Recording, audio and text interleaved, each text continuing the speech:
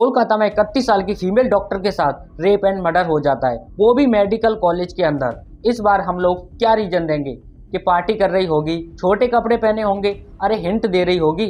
कहने को पूरे भारत में इस टाइम पे सावन का महीना चल रहा है जिसमें शिव और शक्ति की पूजा की जाती है। ज़्यादा टाइम नहीं बचा है, कुछ टाइम बाद नवरात्रि भी आने वाली है जहां पर हम देवी माँ को पूजते हैं और लड़कियों को माँ दुर्गा के समान माना जाता है। फिर ठीक उसी टाइम पे दिवाली आती है जहां पर हम लक्ष्मी माँ की पूजा करते हैं। लेकिन क्या आप सब लोगों को पता है हमारे यहाँ पे वुमेन्स की रिस्पेक्ट सिर्फ पूजा तक ही होती है या फिर सोशल मीडिया पर दिखावे के लिए की जाती है। दिल्ली में जब निर्भया कांड हुआ था उस टाइम पर पूरे देश में रोष था और यही कहा गया था कि जो दोषी हैं उनको ऐसी सजा दी जाए कि आने वाले टाइम में कोई ऐसा करने की सोचने से पहले उसकी रूह कांप जाए। लेकिन नहीं, वहीं फिर से कोलकाता के आरजी कर मेडिकल कॉलेज के अंदर ऐसी घटना हो जाती है। हम 78वां इंडिपेंडेंस डे मना रहे हैं, लेकिन क्या इस देश की लड़कियां आज भी पूरी तरह आजाद हैं? कोलकाता वाले केस में जिस तरह की पोस्टमार्टम रिपोर्ट आई है और प्रिंसिपल के शुरुआती बयान में कहा गया कि ये एक सुसाइड का केस है, जिससे साफ साबित हो रहा है कि इस केस को दबाने की पूरी कोशिश की जा रही है। चलिए इसको समझने की कोशिश करते हैं। अब वहीं कुछ लोग ये भी बोल रहे हैं कि हॉस्पिटल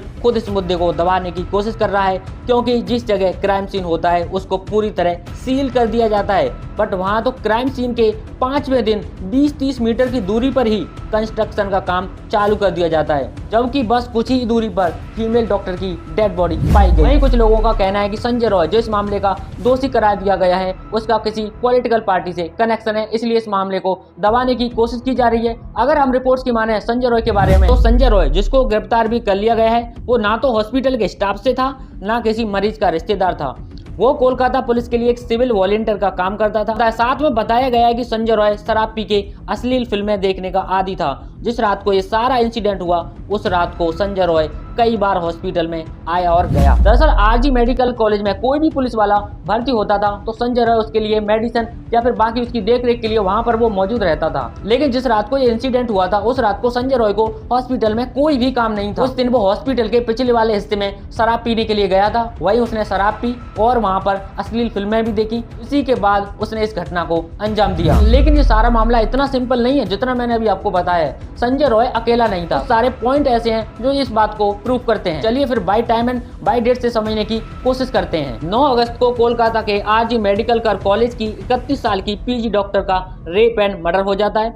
विक्टिम की हालत ऐसी थी कि उसकी आंखों से, मुंह से और प्राइवेट पार्ट से ब्लड निकल रहा था, और वो भी बिना कपड़ों की हालत में। जिस रात ये घटना हुई उस रात डॉक्टर की 36 घंटे की ड्यूटी लगी थी, जिसमें होता यह है कि डॉक्टर को कंटिन्यू दिन रात इमरजेंसी केसेस और पेशेंट की केयर के लिए हॉस्पिटल में ही रहना पड़ता है। इसमें मतलब यह है कि 36 घंटे तक वो डॉक्टर वहीं पे रहेगी, फिर चाहे वो खाना हो, नहाना हो, फ्रेश होना हो या फिर सोना हो, ये सब वहीं पे करना पड़ेगा। तो उस रात को 24 घंटे काम करने के बाद विक्टिम और उसकी कलीग थी वो सेमिनार हॉल में खाना खाने के लिए गई थी, जहाँ वो नीरज चोपड़ा का मैच भी देख रहे थे। करीब 3 बज चुके थे। बाकी जो डॉक्टर थी वो खाना खा के फिर से ड्यूटी पे चली गई। बट विक्टिम डॉक्टर को थकान थी तो उसने सोचा मैं थोड़ी देर के लिए यहीं सेमिनार हॉल में आराम कर लेती हूँ, और वो सो गई। उसके बाद रिपोर्ट के अकॉर्डिंग संजय रॉय करीब 4 बजे सेमिनार हॉल में आता है और रेप किया और फिजिकली असॉल्ट भी किया। इसी बीच बताया गया कि विक्टिम की डेथ 3 से 5 के बीच हो गई थी। लेकिन सुबह के 7:30 बजे बॉडी को डिस्कवर किया जाता है।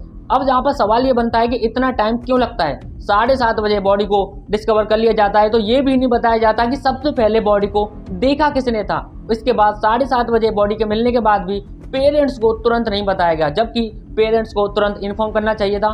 पेरेंट्स को काफी घंटे बाद 10:30 बजे इन्फॉर्म किया जाता है। इतना ही नहीं, जब पेरेंट्स वहां पर पहुंच जाते हैं तो उनको डायरेक्ट अपनी बेटी को देखने नहीं दिया जाता है, उनसे वेट करने के लिए कहा जाता है। जबकि वो बिलख रही थी, रो रही थी, रिक्वेस्ट कर रही थी कि प्लीज मुझे अंदर जाने दो, मुझे अपनी बेटी को देखने दो। लेकिन नहीं, कितनी भी रिक्वेस्ट करने के बाद उनको बाहर 3 घंटे वेट कराया जाता है। भाई आखिर ऐसा क्यों किया जाता है? 31 ईयर्स ओल्ड की ऐसी खत्म हो जाती है, उनको 3 घंटा खड़ा रखा और ये हाथ जोड़ती रही। उनको पेरेंट्स को अपनी बेटी से नहीं मिलने दिया जाता है। आखिर में जाके 3 घंटे बाद बहुत रिक्वेस्ट करने के बाद जब उनको मिलने दिया जाता है तो वो अपनी बेटी को ऐसी हालत में देखती हैं कि जिस हालत में कोई भी पेरेंट्स अपनी बेटी को नहीं देखना चाहेगा। बॉडी पर कोई भी कपड़ा नहीं था, चश्मा टूटा हुआ था, आंख से, मुंह से और प्राइवेट पार्ट से ब्लड आ रहा था। पूरी बॉडी पे इंजरी के निशान बने हुए थे और दोनों पैर राइट एंगल में मुड़े हुए थे। कोई भी बता देगा कि ये रेप एंड मर्डर का केस है,